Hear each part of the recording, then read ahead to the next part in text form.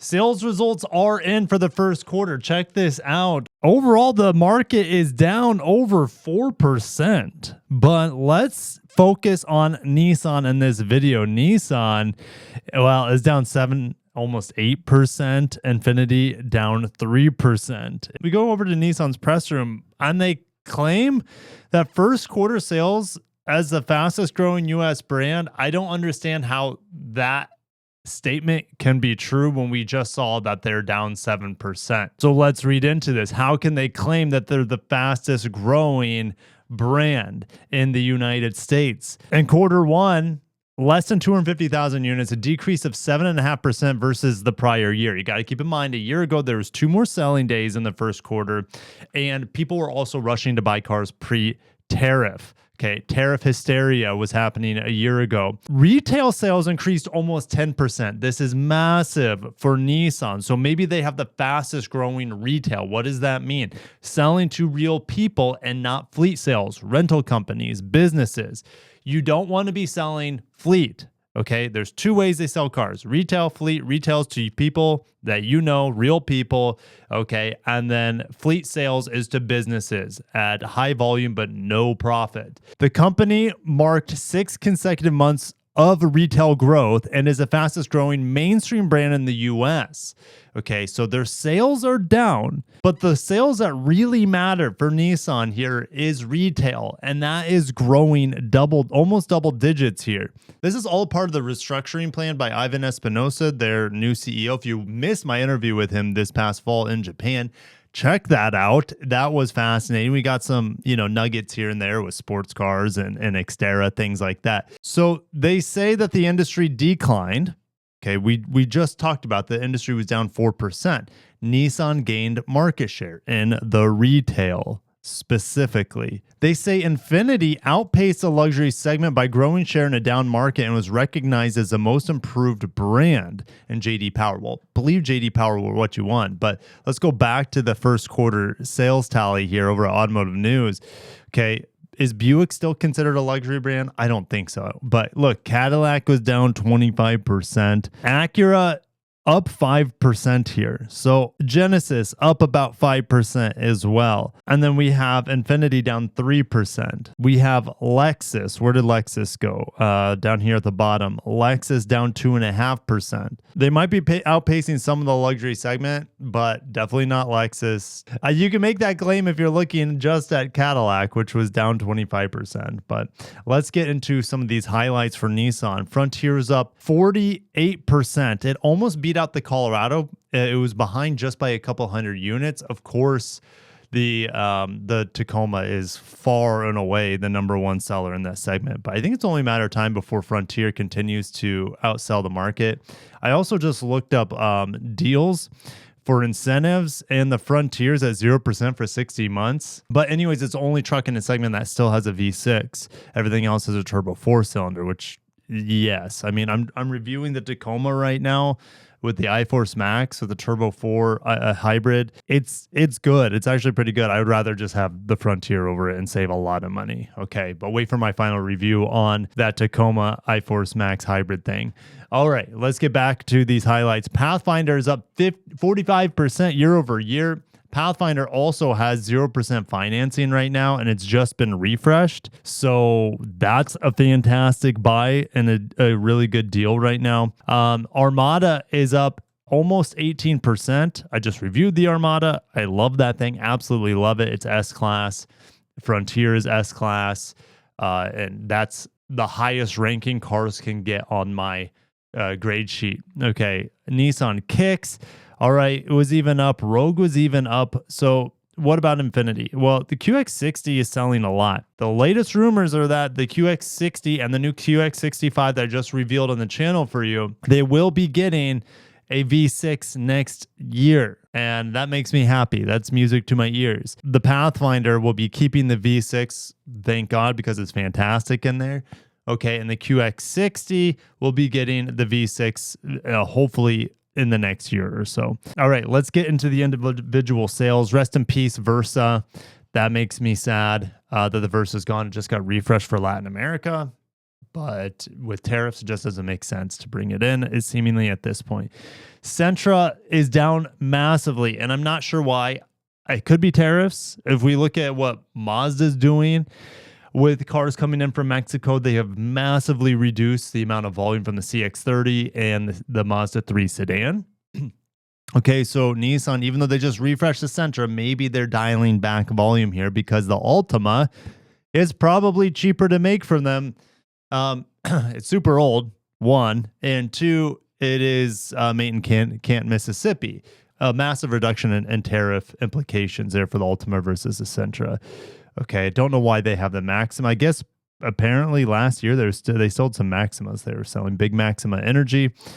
Rest in peace. 370Z. This is weird. I think they just mean Nissan Z here. They just haven't updated the naming. It should just say Z. Yes, the Z's down massively because they overproduced and then they had to discount them a ton. All right. So the Z is now going to be direct order, custom order only, which is going to protect their profits on that car. GTR, rest in peace. They sold 2 of them.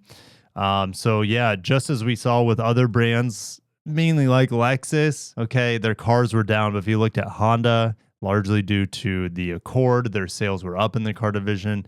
Toyota's sales, I still have Toyota up here. Toyota's sales were slightly down. Again, we look at Honda and their car sales actually about neutral, but they're up on the quarter. Nissan, with so many of their cars coming in from Mexico through the Sentra, and rest in peace Versa, they're not going to be strong in sedans anytime soon. One of the vehicles that does come in from Mexico that is very successful for them is the Nissan Kicks. It should be getting e-Power in the next couple of years. Don't want to get your hopes up for that. I mean, this is Nissan we're talking about. For sure, the Rogue is getting a redesign in an e-Power hybrid this year. Also, speaking of e-Power, Nissan came out with this educational video. And this looks like a 3-row vehicle. Even though they're talking about the Rogue, this is like a 3-row vehicle design. So maybe the Pathfinder could get e-Power as well. I think that would be incredible. Look, it can't be that hard. And the reason is, look at the Pathfinder where it's made. It's made in Smyrna, Tennessee, alongside of the Rogue. So there should be no reason that we don't get e-Power on the Pathfinder as well. Okay, maybe it's a little underpowered, and that's okay because the fuel economy is still going to be massive. Like, even if it's 30 miles per gallon hybrid, it's still a massive improvement over the 20 that you get in the V6 model. So we'll see what happens there. But yeah, they have a little video here talking about the e-Power. It's nothing we haven't seen before. I'll just say that. And I've driven e-Power a few times now, so check out my previous videos on e-Power, especially on the Qashqai, because that's the newest system. But yeah, let's keep moving. The Leaf, not selling good, is down 71%, the Nissan Leaf. Why is it down so much? They don't have to really oversupply these things because of relaxation and CAFE requirements as well as emissions regulations. So they don't have to really sell more Leafs than what the market's currently demanding. So that's a part of it, but they're having issues sourcing batteries for this thing. So I would imagine most of the Leaf production is going to other markets. So anyways, yeah, at Frontier, this is a success story for them. It is still my favorite midsize pickup truck. I do like it better over this truck out here from Toyota, the Tacoma. It's up about 50%. That is amazing. And it's almost in second place in the midsize truck segment, just narrowly losing out to things like the Colorado. Nissan Titan, rest in peace. It's too bad. Nissan does trucks and SUVs really well. It's just too bad that the Titan never hit its stride. Pathfinder. Here's another success story for them, up 45%. Absolutely amazing. You got to keep in mind as well, they had 2 less selling days, Nissan, 2 less selling days versus Q1 of last year. And look at them, up 16% on the Kicks, up about 50% on the Frontier, up about 45% on the Pathfinder. They're just cruising with those models. Okay, the Armada, Well, let's just predict here. Okay, we should be getting some massive sales here. Well over. The Pathfinder hit over 100,000 sales for the first time last year. It's on pace for 114,000. It should actually exceed 114,000 because January and February are notoriously slow months of selling. Armada, again, my favorite large SUV on the market. It's amazing. Love it. Love it. Nissan Rogue. This cannot get a redesign fast enough. The Rogue is fantastic outside of its powertrain. Unfortunately, powertrain is the most important thing for me in that segment. Okay, it is slightly up on the year, 13%, which is surprising, to be honest, because it's so old. But this is the best segment, or the best-selling segment in the USA right now, the mid to compact, whatever you want to call it. Up 13%. It's going to go ham when it gets the e-Power hybrid. Yeah, it will. It will go absolute ham. Is it going? It's just going to offer not only more variety, okay, because you'll still have the CVT 1.5 liter 3-cylinder turbo combo, but it won't have a VC turbo on the hybrid. So not only will the reliability massively improve, it won't have a CVT with belts and pulleys. It's direct drive through electric motors.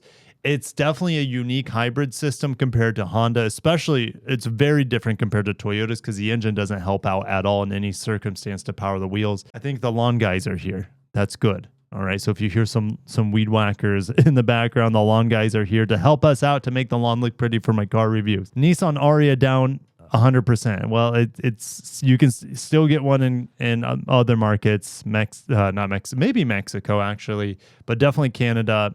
And in Europe and Japan, the Aria. The Murano up 10%. The Murano they're going to start sending to Japan. It's built in Smyrna, Tennessee, but the Murano is so nerfed by the programming of the transmission and the throttle logic that it is sometimes a little bit unsafe. I'm actually driving a car that has a similar, just ridiculous programming to it, and that is unfortunately the K4 hatchback GT line. I'm way from my review on that, but in the standard driving mode on the K4, it is not good.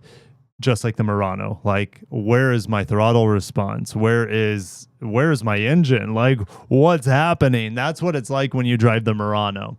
And this K4 at times. So overall, Nissan doing a small miracle, improving their retail sales, improving their success in that regard, which is the most important thing. So on paper, you might just see Nissan as, they're down 7% or whatever it was. Okay, or almost 8%. But the real story is that the retail sales, selling cars to real people instead of businesses, which means higher profits and a healthier business down the line. What was happening with Nissan in the past decade or two, honestly, is that they relied so much on fleet sales to make their volume number and their numbers look good. Okay, maybe for shareholders, hey, look at our sales volume. It's good, but the reality is that a lot of that sales volume was not a profitable sales volume as they're selling to Enterprise or Hertz or whatever with all these cars. And then what would happen is that these rental companies flip these cars, not only getting them for dirt cheap from Nissan as a fleet vehicle, then they would flip them after a year, 2, 3 at the max. So you get an almost a new car for bargain basement prices on the used market. And so that was destroying the residual value on the retail side. And so that was really hurting the buying interest of a lot of customers out there. They want their car to not depreciate like a rock after they buy it. All right. So this is Nissan healing themselves. Yes, it's going to take a massive reduction in sales volume initially because they are no longer focusing on fleet sales, which is just pump. It's like a pep rally that no one attends. Okay. That's what fleet sales are. Let's make Nissan what they are capable of being, which is an amazing truck maker, a unique force from the Japanese world with amazing iconic sports cars, amazing iconic SUVs and trucks, All right. And very fantastic V6 engines.